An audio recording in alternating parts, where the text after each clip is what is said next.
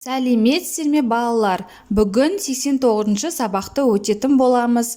Жаңа видеоларды көру үшін каналымызға тіркеліп, колокольчик батырмасын басыңыздар. 24-ші жаттығу: мәтіндерді оқып, өзара салыстыр, ұқсастығы мен айырмашылығын тап.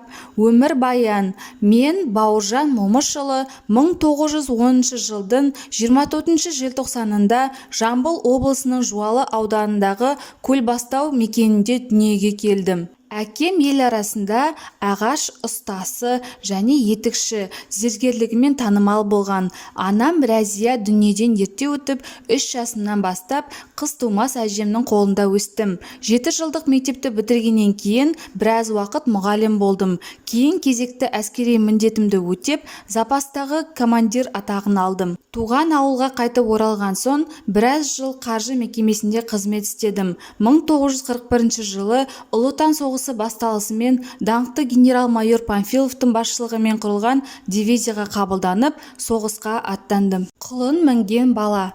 Бауыржан да ауылда өсті. Оның бос құлыны бар еді.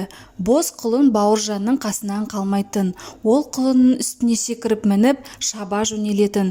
Құрдастары құлын мінген баланың соңынан жүгіріп, таң қалатын. Сонда Бауыржан құлынның кекілінен сипап, "Бұл тайбұрыл, мен Қобыланды батырмын" дейтін құрбыларына мақтанып. Бос құлын ақбозат болды. Бала Бауыржан ер жетті. Ол фашистерден отанын қорғаған атақты батыр атанды. Мәтіндер кім туралы? Берілген мәтіндер Бауыржан Момышұлы туралы.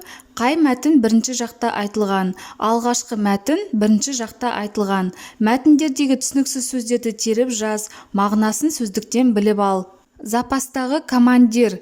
Командир болмаған кезде орнына әскери құрамаларға, бөлімдерге, батальондарға, ротаға басшылық ететін әскери адам. Дивизия. Дивизия латын тіліне аударғанда бөлу, бөліну деген мағынаны білдіреді. Көптеген мемлекеттердің қарулы күштері түрлерінің негізгі тактикалық бірлестігі. Генерал-майор қарулы күштердегі жоғарғы сардарлар құрамындағы әскери қызметкерлерге берілетін атақ шен. Фашист билік белгісі, одақ мүшесі. 25-ші жаттығу: өз отбасының бір мүшесінің өмірбаянын үлкендердің көмегімен жазып көр. Өмірбаян бұл жерде мысал ретінде келтірілген. Менің сіңілім Әсет қызы Әмина 2013 жылдың желтоқсан айының 23 жұлдызында Атырау қаласында дүниеге келді. Ұлты қазақ, Қазақстан мемлекетінің азаматы. 2020 жылы Атырау қаласының мектеп-гимназиясының 1 сыныбына қабылданды. 3 тілді жетік меңгерген. Қазақ, орыс, ағылшын тілдері. Жаңа нәрселерді үйренгенді ұнатады. Қолөнер, сурет, би үйірмелеріне қатысады. 26-шы жаттығу: көп нүктенің орнына жақша ішіндегі жұрнақтардың тестісін жалғап, сөздерді көшіріп жаз.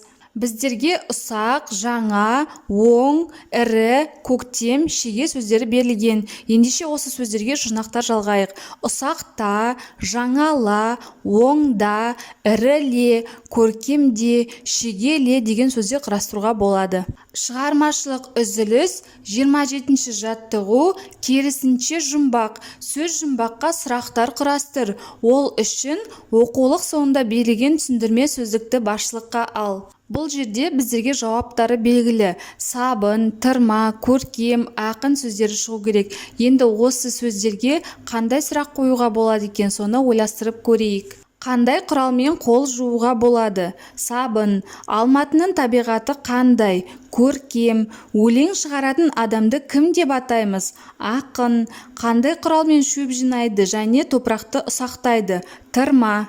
Осымен біздің сабағымыз аяқталды. Каналымыз пайдалы болған болса, лайк басып тіркеліп қойыңыздар. Жаңа видеолар сізге бірінші болып көрінеді.